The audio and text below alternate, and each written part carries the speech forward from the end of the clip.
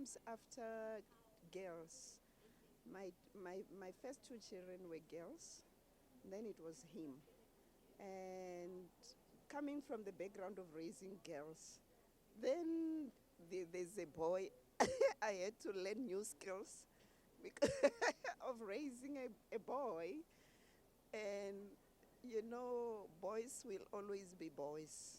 I remember one day when I came back from work, my radio was in pieces, and I asked what was happening here. And he said no, he wanted to see the person behind the voice. So a tlatlamolla radio gore a bone gore ke mang a buang behind. So I had to start learning gore boys are boys. And we had cupboards ka mo kitcheneng tse sa keying, it seemed like our old kitchen scheme, ne? And one day I found him in the cupboard with sugar all over. And when I opened it to him, it was surprise. So he was very inquisitive. And yeah, as a boy, he did all the things that boys would do. And one thing that I'll never forget is that his dad didn't want him inside the cars anymore from the age of 18 months. Because at 18 months, he could start a car. He knew how to operate the radio at 18 months.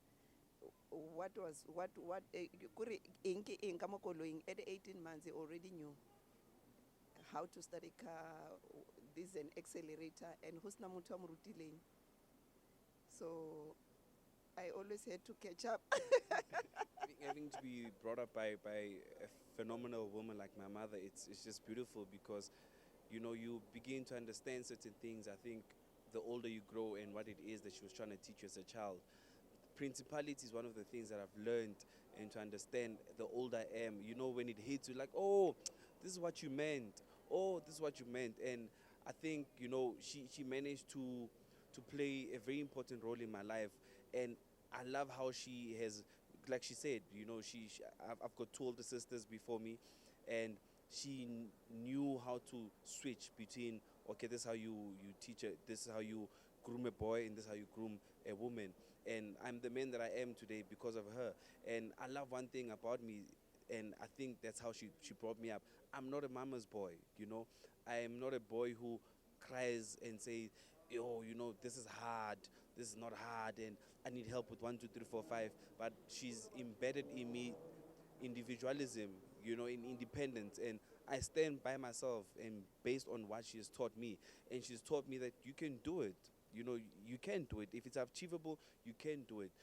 I remember growing up, like I started, she's my witness here. I remember when, I think this is 2004, 3 or 4 if I'm not mistaken, I said to her, I want a Cavella.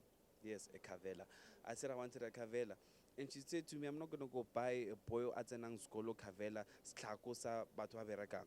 And you know what it did to me? She didn't shut me off. She was actually saying, if you want it, you can do it. What I did was I started taking buckets. I said, okay, fine. Hunali Cavella, I want Cavella. Cavella was 1,000 rand. What I did was I started washing cars. People's cars. And I knew if I had 5 people, if I'm washing cars for 5 people, I can probably get so much. I started writing CDs, I bought myself a CD writer. I started writing CDs.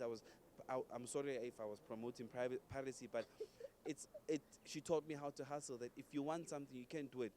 Don't just look at me. Don't just look at me as your source of income or as a source of whatever it is that you want. But you can go out and work for yourself and work for it.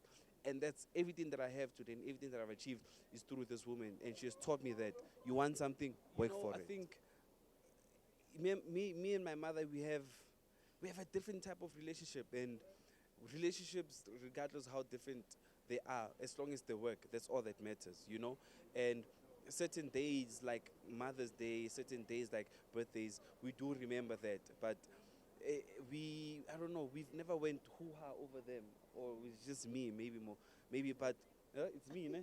I think it's me, but I'm not a even me, like I don't celebrate my birthday much because I think there's just so many other days to celebrate your life than just one day.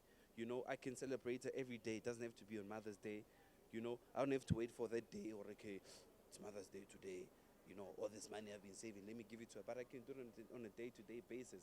But you know, I'm thanking Edgar's for an opportunity like this to actually, you know, this is the first time that I actually get to spend a day with her. You know, we do spend a lot of time together, but you know, out in the public, in the open, and just to talk and just be there and have lunch together.